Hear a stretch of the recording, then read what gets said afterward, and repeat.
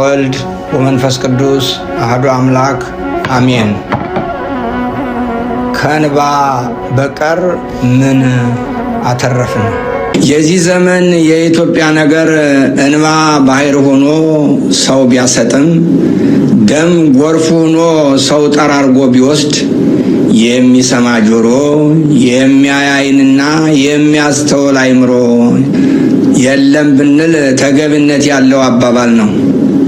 ይህን የምናገረው ወይም የማስታውሰው ሞት ስለሚያስፈነድቃቸው፣ የተራበ ሰው ሲያዩ ስለሚያስደስታቸውና የበላ የጠጣ ሲያዩና የሰመረ ሕይወት ሲመለከቱ ሐዘን ስለሚሰብራቸው ፖለቲከኞቻችን አይደለም። መልእክቱ ለሁላችን ይልቁንም ለእያንዳንዳችን ነው። መልካም ነገር በሕዝብ መካከል ሲመለከቱ በሐዘን ልባቸው የሚሰበር፣ ነገር ግን ደግሞ ያጡ የነጡ ድሆችና በቢላዋ የታረዱ በሰይፍ የተሰየፉ ሕፃናትን ደም ሲመለከቱ ልባቸው በደስታ የሚፈካ መሪዎች ባሉበት ሀገር የመነኑ ሰዎች መታረድ፣ አዛውንት መምህራንን አፍኖ መውሰድ ምን ሊነግረን ይችላል? ሰው በግፈኞች እያለቀ እየሰማና እየተመለከተ በደስታ ችግኝ ተከላ የሚወጣ ግን ደግሞ ሰዎች ታረቁ ሲባል ነጠላ ዘግዝቆ የሚያለቅስ ክፉ መንፈስ በተጠናወተው የፖለቲካ ስሪት የሰራ አካል ባለበት ሀገር ይህ ለምን ሆነ ብሎ ከመናገርና ከመጠየቅ ይልቅ ይህ የሚቀየርበትን መንገድ ማፈላለግ ነው ቁም ነገሩ። ለዚህ ደግሞ ተግባራዊ ምላሽ ለመስጠት ሁሉም ኢትዮጵያዊ መተባበር አለበት። ብዙ ጊዜ ቤተ ክርስቲያን አትናገርም የሚል አባባል ሚዛን ደፊ ሆኖ አይታይም። ምን ስንናገርና ማን ሲናገር ነው የምንሰማው የሚለው ጥያቄ መመለስ አለበት። ከዚህ ተነስተን ቤተ ክርስቲያንስ ማናት ብለን ብንጠይቅ ቤተ ክርስቲያን የምትባለዋ ከፓትርያርክ እስከ ተራ ምዕመን ያሉት አባላት በሙሉ ናቸው የሚል መልስ እናገኛለን። ስለዚህ እነዚህ አብያተ ክርስቲያናትና በዚች ቤተ ክርስቲያን ያሉ ምዕመናን በየትኛውም ጊዜና ቦታ ጮኸው እየተናገሩና እያለቀሱ ነው። ሆኖም ግን የሚሰማ ጆሮ፣ የሚያስተውል አእምሮ ከሌለ ለማንና ምን እንዴት ብንናገር መናገር ቢኖርብን ነው የምንሰማው ብለን እንጨነቃለን። የችግሩ ምንጭ መነሻና መድረሻ ከነማስረጃው ራሳቸው በኮድ ነግረውናል። አቶ ጠላቴ ነው ብለው ይህን ቁልፍ ሲፈቱትም ደግሞ አማራ ይጥፋ፣ ትግራይ ይጥፋ፣ ኦሮሞ ይጥፋ ተብሎ ተወስኖ ተነግሮናል። ስለዚህ እያጠፋችሁ ነው፣ ለወደፊትም አጠፋችኋለሁ እያለ የሚነግረንን መስማት ካልቻል ማን ቢነግረን ነው የምንሰማው? ገዳዩ እኔ ነኝ የማጠፋችሁም እኔ ነኝ ብሎ እየተናገረ ጦርነት በሕዝባችንና በልጆቻችን ላይ አውጆ ሞክሩኝ እያለ እየፈከረ ነው። እርሱን መገዳደርና ልክ ማስገባት መብታችንን ማስጠበቅ ካቃተን ማን ቢነግረን ነው የምንሰማው? ይህንስ ለመቀልበስ ምን ነው ተቸገርን? ቤተ ክርስቲያን ይህን የሚጠይቅ የህብረተሰብ ክፍል ማለትም ሴት፣ ወጣት፣ ምሁር ምን ነው ጠፋ ትላለች።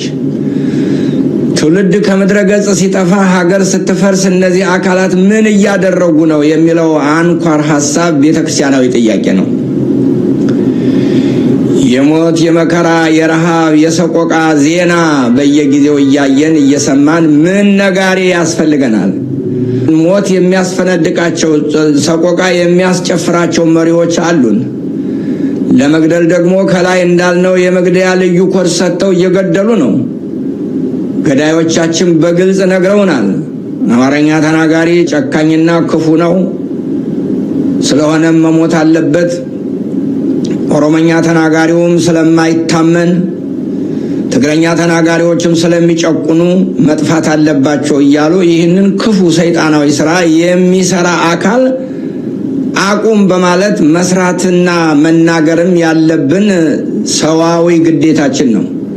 ግዴታችንን የምንወጣው ደግሞ ሌላ አካል ሳይሆን እኛ ራሳችን ሁላችን ነን። ምክንያቱም አሁን ባለንበት ጊዜ የኢትዮጵያ ኦርቶዶክስ ተዋሕዶ ቤተክርስቲያን የያዘችው ሕዝብ ቁጥር ከሌሎች አኳያ ሲታይ አብላጫ ሆኖ እናገኘዋለን። ይህ ሕዝብ ተናገረ፣ ተግባራዊ እንቅስቃሴ ያደረገ ማለት አገርን መቀጠል ያስችላል ማለት ነው። ይህ እንዳይሆነ ኦርቶዶክሳውያንን ማሰቃየት ከግብር አባቱ የተማረው አሁንም ያለው ገዥ ኃይል ወደ ስልጣን ሲመጣ የሰራው መጀመሪያ ያደረገው ቅድስት ቤተክርስቲያንንና ልጆቿን ማሰቃየት ነው። እንደመጣ አካባቢ መልካም ነገር የተናገረላት በመምሰል መሰረታዊ መዋቅሯን ለመቆጣጠር ታትቷል። ሰይጣን በእባብ ተገፍቶ ሔዋንን ሰላም ለኪ ኦ ንግሥተ ሰማይ ወምድር እንዳላትና ለሞት ሞታ እንደዳረጋት ሁሉ ቅድስት ቤተ ክርስቲያናችንን በአደባባይ አገር ነሽ ተብላ በስውር ከሀገር እንድትጠፋ ተፈርዶባታል። ለዚህ እንደ ታሪካዊ ማስረጃ የምናነሳው የጅጅጋው እልቂት፣ ካህናትና ምዕመናን የአብነት ተማሪዎች በሕይወት እያሉ በእሳት መቃጠል፣ የአብያተ ክርስቲያናት እንደ ጧፍ መንደድ፣ በሻሸመኔ፣ በወለጋ፣ በአርሲ፣ በባሌ በአጠቃላይ በኦሮሚያ ኦርቶዶክሳውያን ላይ ብቻ ያነጣጠረ ግፍና መከራ ስራዬ ብሎ መንግስታዊ የሆነ ጥቃት ማድረስ ወይም ጥቃት እንዳይደርስ አለመከላከል፣ ገዳማዊ አባቶቻችንን ከባታቸው አውጥቶ መረሸን፣ ኦርቶዶክሳውያን ከዘግዝቆ መስቀል፣ በሕይወት እያሉ አካላታቸውን መቆራረጥ፣ በባሌና በአርሲ ከኦርቶዶክሳውያን የጸዱ ከተሞችን መመስረት፣ በየትኛው መንግስታዊ መዋቅር ኦርቶዶክሳውያን እንዳይሰሩ በስልት ማስወገድ በጣም ብዙ ከሆኑ መከራዎች ጥቂቶቹ ናቸው። ይህን ያልሰማ ኦርቶዶክሳዊ ይኖር ይሆን? ስለዚህ እንደ ነቢዩ ኤርምያስ ዛሬ እንዲህ እናለቅሳለን። በአባቶቻቸው ዘመን ያደረጉትን በደል ነቢዩ ኤርምያስ የደም እንባ አስለቅሶታል። በዚያ ዘመን በደል ኤርምያስ እየተንሰቀሰቀ የተናገረው አሁን እኛ ለመጻፍ እንኳን ሞራል ያንሰናል። ምክንያቱም ኤርምያስ የዛሬ 3000 ዘመን የተናገረው አሁንም በእኛይቷ ኢትዮጵያ እየተደረገ ስለሆነ ነው። ነቢዩ እንባውን እያነባ የተናገረው እኛ እያለቀስን እንመልከተው። ተወግተው ስለሞቱ ስለ ሕዝቤ ሴት ልጆች ሰዎች ሌሊትና ቀን አልቅሱ። አለቅስ ዘንድ ራሴ ውሃ ዓይኔም የእንባ ምንጭ በሆነልኝ። ስለታረዱ ወገኖች ቀንና ሌሊት አለቅስ ዘንድ ምነው ራሴ የውሃ ምንጭ በሆነ፣ ምነው ዓይኖቼ የእንባ መጉረፊያ በሆኑልኝ ይላል በሌላው አዲስ ትርጉም። ነቢዩ እንዲህ ያነባበትን ምክንያት በተሰበረ ልብ በምሬት ሆኖ ይናገራል። ከሕዝቡ ክፋት የተነሳ ብቸኛ ሆኖ ሰው እያለ ከሰው ርቆ ለመኖር ምርር ብሎ ሰይጣን በእባብ ተገፍቶ ሔዋንን ሰላም ለኪ ኦ ንግሥተ ሰማይ ወምድር እንዳላትና ለሞት ሞታ እንደዳረጋት ሁሉ ቅድስት ቤተ ክርስቲያናችንን በአደባባይ አገር ነሽ ተብላ በስውር ከሀገር እንድትጠፋ ተፈርዶባታል። ለዚህ እንደ ታሪካዊ ማስረጃ የምናነሳው የጅጅጋው እልቂት፣ ካህናትና ምዕመናን የአብነት ተማሪዎች በሕይወት እያሉ በእሳት መቃጠል፣ የአብያተ ክርስቲያናት እንደ ጧፍ መንደድ፣ በሻሸመኔ፣ በወለጋ፣ በአርሲ፣ በባሌ በአጠቃላይ በኦሮሚያ ኦርቶዶክሳውያን ላይ ብቻ ያነጣጠረ ግፍና መከራ ስራዬ ብሎ መንግስታዊ የሆነ ጥቃት ማድረስ ወይም ጥቃት እንዳይደርስ አለመከላከል፣ ገዳማዊ አባቶቻችንን ከባታቸው አውጥቶ መረሸን፣ ኦርቶዶክሳውያን ከዘግዝቆ መስቀል፣ በሕይወት እያሉ አካላታቸውን መቆራረጥ፣ በባሌና በአርሲ ከኦርቶዶክሳውያን የጸዱ ከተሞችን መመስረት፣ በየትኛው መንግስታዊ መዋቅር ኦርቶዶክሳውያን እንዳይሰሩ በስልት ማስወገድ በጣም ብዙ ከሆኑ መከራዎች ጥቂቶቹ ናቸው። ይህን ያልሰማ ኦርቶዶክሳዊ ይኖር ይሆን? ስለዚህ እንደ ነቢዩ ኤርምያስ ዛሬ እንዲህ እናለቅሳለን። በአባቶቻቸው ዘመን ያደረጉትን በደል ነቢዩ ኤርምያስ የደም እንባ አስለቅሶታል። በዚያ ዘመን በደል ኤርምያስ እየተንሰቀሰቀ የተናገረው አሁን እኛ ለመጻፍ እንኳን ሞራል ያንሰናል። ምክንያቱም ኤርምያስ የዛሬ 3000 ዘመን የተናገረው አሁንም በእኛይቷ ኢትዮጵያ እየተደረገ ስለሆነ ነው። ነቢዩ እንባውን እያነባ የተናገረው እኛ እያለቀስን እንመልከተው። ተወግተው ስለሞቱ ስለ ሕዝቤ ሴት ልጆች ሰዎች ሌሊትና ቀን አልቅሱ። አለቅስ ዘንድ ራሴ ውሃ ዓይኔም የእንባ ምንጭ በሆነልኝ። ስለታረዱ ወገኖች ቀንና ሌሊት አለቅስ ዘንድ ምነው ራሴ የውሃ ምንጭ በሆነ፣ ምነው ዓይኖቼ የእንባ መጉረፊያ በሆኑልኝ ይላል በሌላው አዲስ ትርጉም። ነቢዩ እንዲህ ያነባበትን ምክንያት በተሰበረ ልብ በምሬት ሆኖ ይናገራል። ከሕዝቡ ክፋት የተነሳ ብቸኛ ሆኖ ሰው እያለ ከሰው ርቆ ለመኖር ምርር ብሎ እያለቀሰ መጠለያ ፍለጋ ሲንከራተት እንመለከታለን። ከዚህም ጋር አመንዝራና ክፉ ነገረኛ ነውረኛ ትውልድ ጋር ከመኖር በምድረ በዳ ተንከራትቼ ከአውሬ ጋር በበረሃ ብኖር እመርጣለሁ ብሏል። ዛሬስ የኛ ምርጫ ምን ሊሆን ይችላል? ሐሳቡን እንዲህ ይገልጣል። ሕዝቤ ሆይ ሕዝቤን ትቼ ርቄ እንድሄድ በምድረ በዳ የእንግዶች ማደሪያ ማን በሰጠኝ? ሁሉም አመንዝሮች አታላዮች መንጋ ሆነዋል የሚለው የነቢዩ መልእክት የእስራኤል በደል ትንተናውን በዚህ አልቋጨውም። አሁንም በሀገራችን የሚደረገውን የሴራ ፖለቲካ በቅጡ የተረዳ ዘጋቢ የሚመስል ትኩስ ዜና ያስነብበናል። ከ3000 ዓመት በኋላ ምንም አይነት የግብርም የዓላማም ልዩነት ሳይኖረው እንደተገበረው ሲገልጽ እንዲህ ይልልናል። ምላሳቸውን ስለ ሐሰት እንደ ቀስት ገተሩ፣ በምድር በረቱ፣ ነገር ግን ለእውነት አይደለም፣ ከክፋት ወደ ክፋት ይሄዳሉና እኔንም አላወቁምና ይላል እግዚአብሔር። ወንድምም ሁሉ ያሰናክላልና ባልንጀራም ሁሉ ያማልና እናንተ ሁሉ ከባልንጀሮቻችሁ ተጠንቀቁ፣ በወንድሞቻችሁም አትተማመኑ።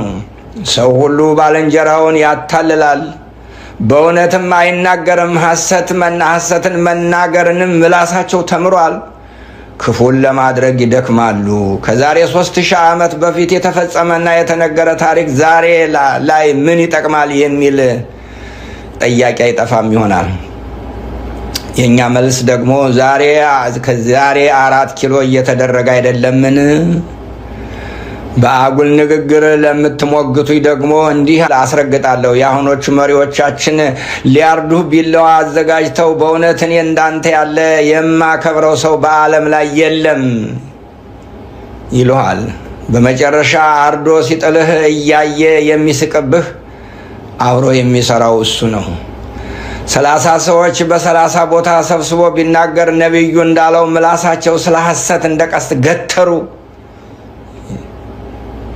መልሱ ለ30 ሁሉ የሚወዱትን እንጂ እውነቱን ሳይነግርህ የሚውለው በስራ ሲተረጎም የማይችል የቅዠት ነገር አይደለምን?